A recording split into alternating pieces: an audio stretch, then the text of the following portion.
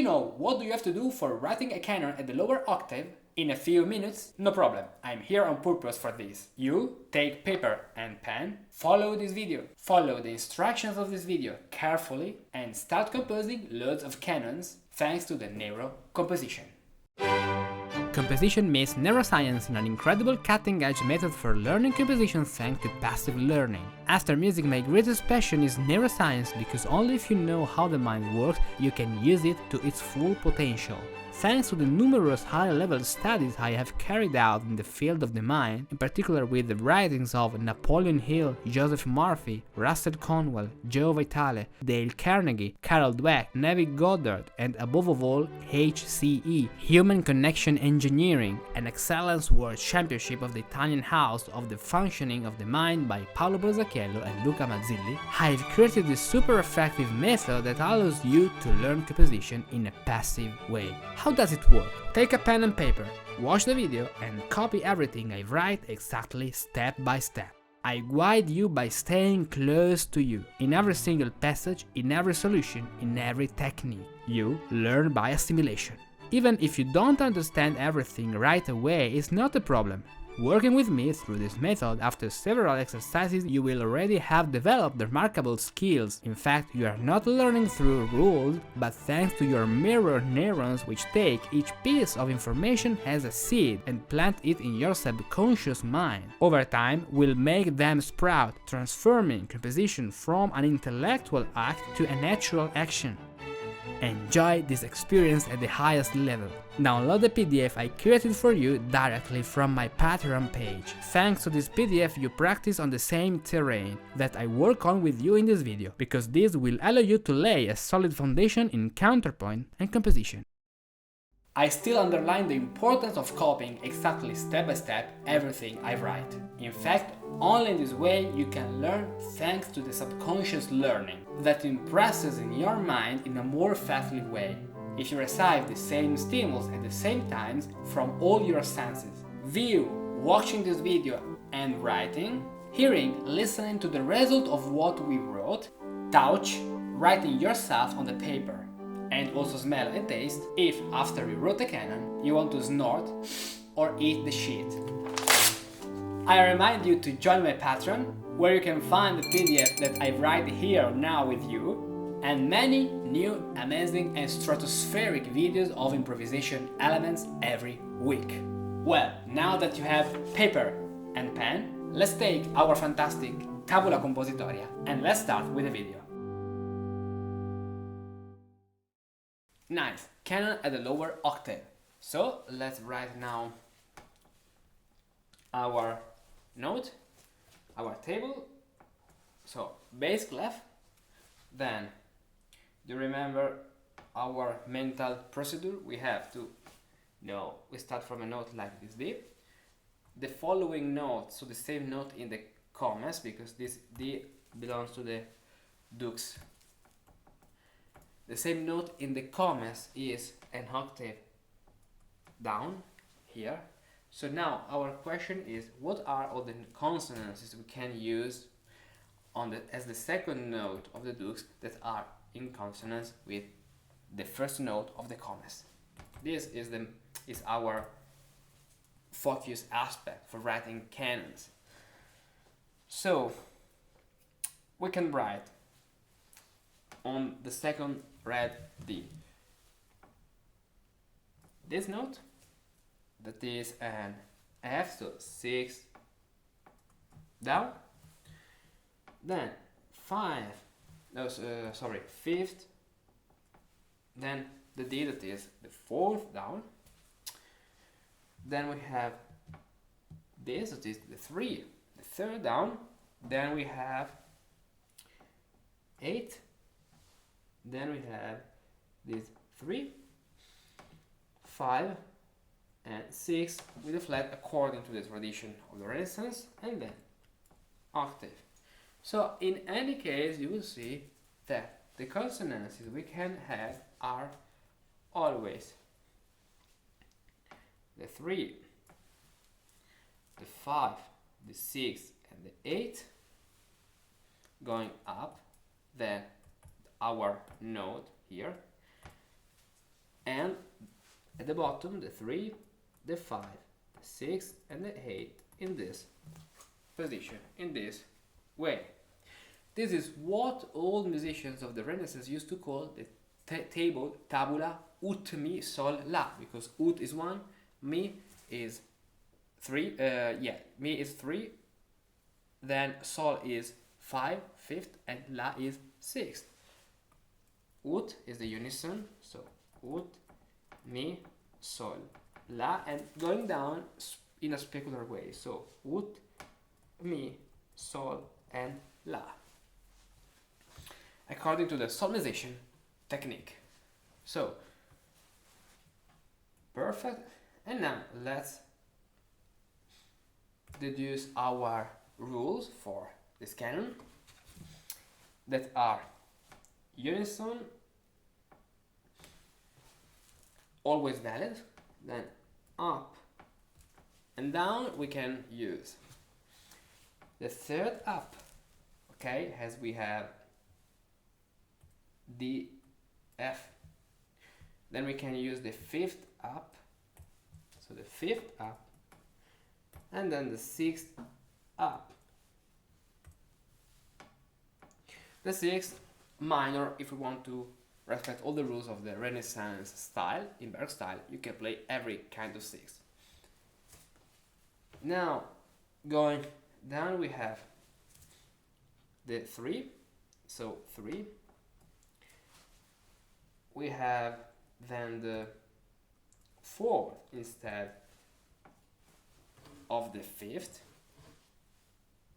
and then the 6th in Baroque style, obviously, and at the end the 8th ascending or descending.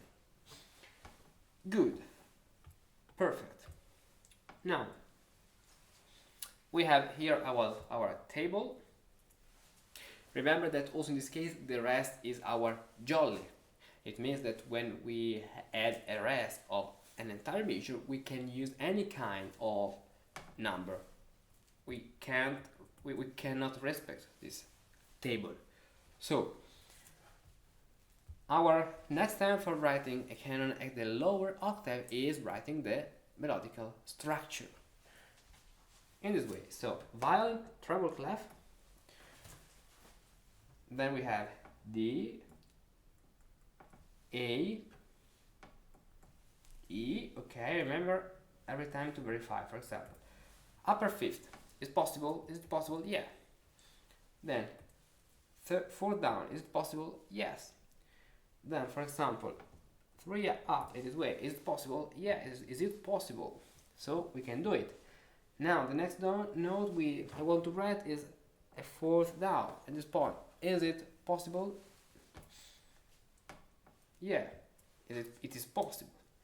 Then I want to write fifth up in this way. Is it possible? Yeah, we can do it. Then I want to go an octave now. Yeah, it is possible here. And then I want to go a sixth up, so it is possible. And then I want to go a third down and concluding on the D, the structure of this canon. Perfect. So we have our structure. Let's listen to it.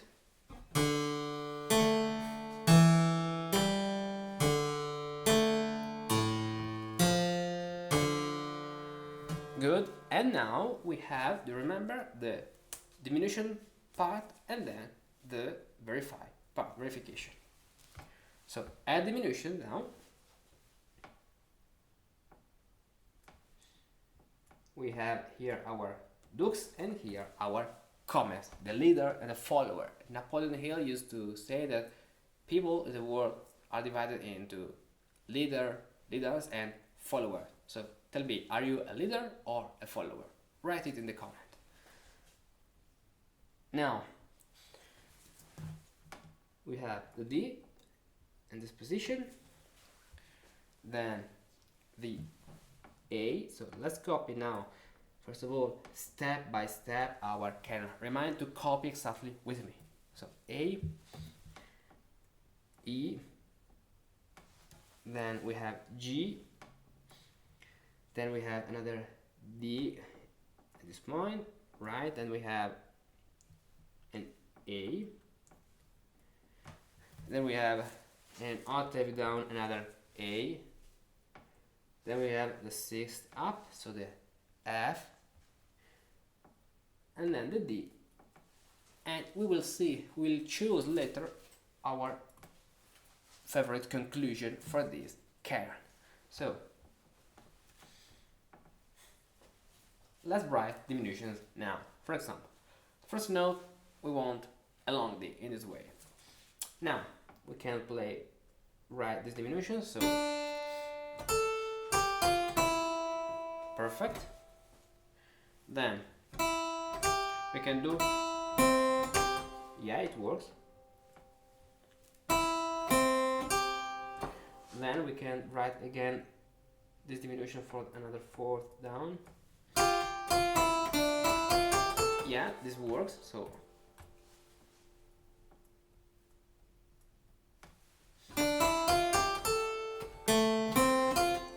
A, C, F, right? Now with the dot, perfect. And now let's copy this melody in the commas. So an octave down in this point, so A, D, A, G, F, E, C, G, F, E, F, G, A. Then we have A, C, F, E, D. Okay. So we now have diminutions, and now let's verify if the diminutions work in the canon. So let's play it.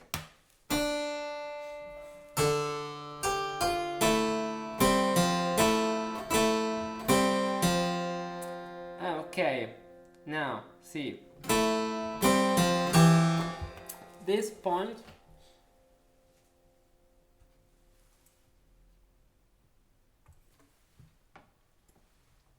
sounds like parallel fifth because of E and A and C and F. So we have to fix this bar. Now let's go on. Okay.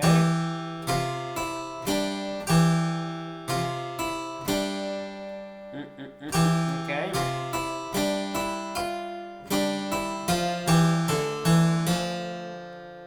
Yeah.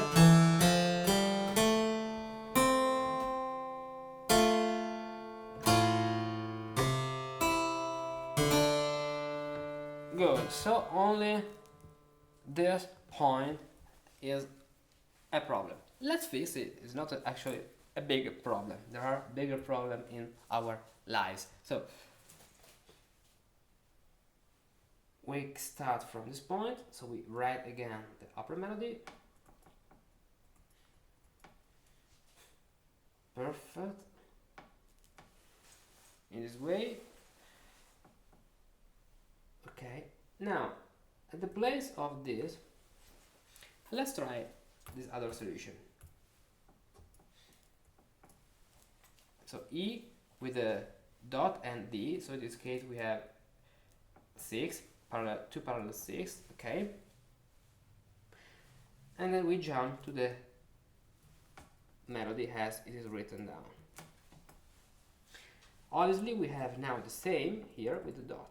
And also in this case, let's see if it works.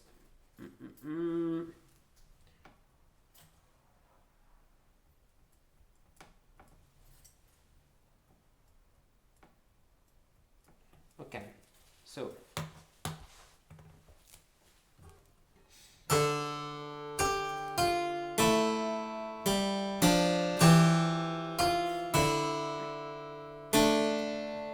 yeah, so it works now here, but it doesn't work now here because we have these that are 7 or better. 9 and 9. So in this case we have another problem. When we fix sometimes a problem because this melody, each bar is is repeated another time in this other note, in the other voice. We have to see, to check if they work, if it works always. So let's try now another solution. For example, we can do, if we have a problem here, we can modify this part. How can we do it? For example, in this way. We can keep a long note, so for example, G. Okay.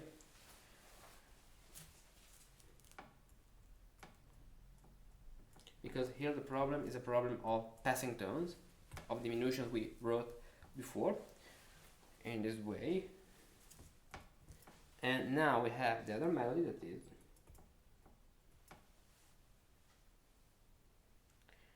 okay. This melody works now as a escape tone. Okay, so it is right in the counterpoint.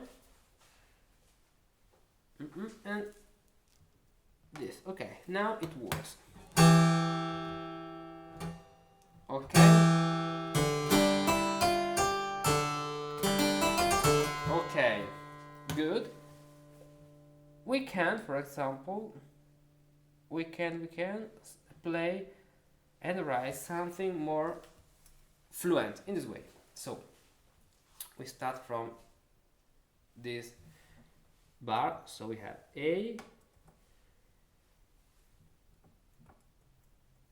G and F, that is this bar.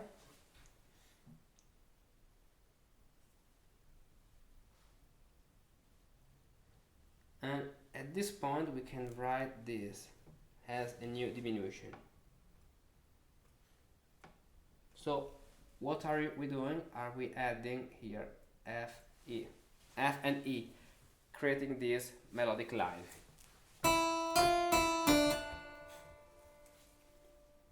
Okay, so we have now this. Okay. Okay, so G. And now the lower melody continues in this way.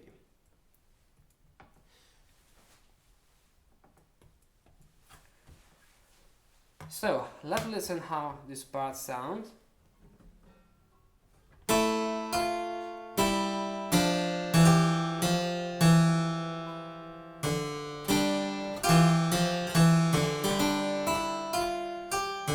Yeah, okay, so we have these escape tones that is not according to Palestrina style, but we can find these escape tones in other Renaissance styles. For example, if we think at the Flemish school of Ockeghem, I think this is something in this style. So it works in a not so strictly Renaissance style, but we can write our canon in all the styles we want. So this solution, I think, is the best way for fixing this bug. So let's write this solution at this point. So okay, here. So we have A, G, F, E, F, E, D, G.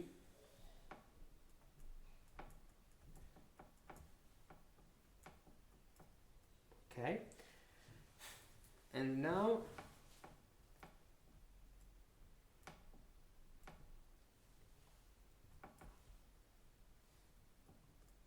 this. Perfect. So what we have to do now, play the entire canon. So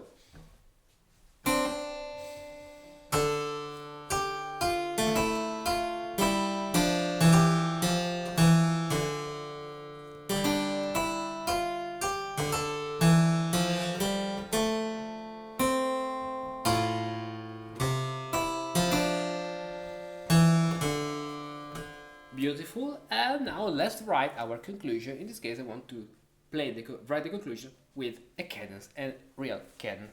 So we have to start from this point F, E, and D, and install here a suspension in this way.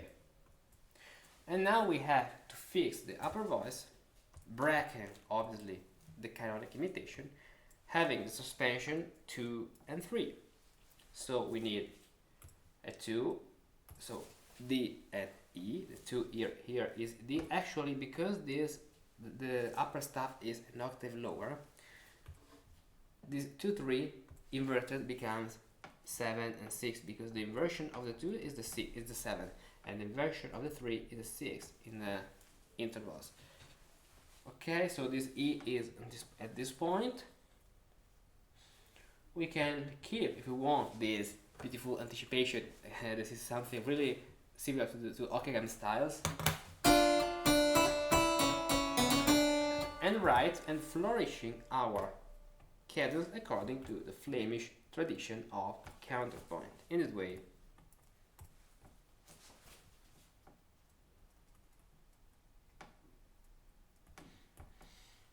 Beautiful. And in this way we have completed our canon at the lower octave. Let's play it.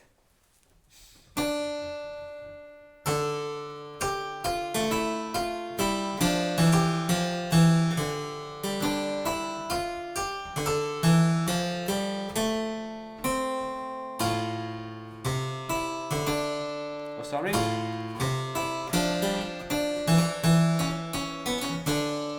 Okay, let's play again.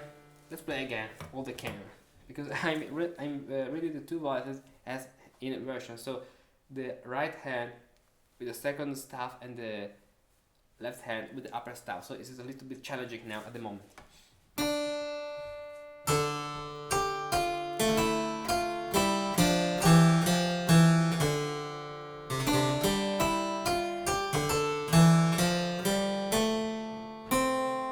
Yeah, so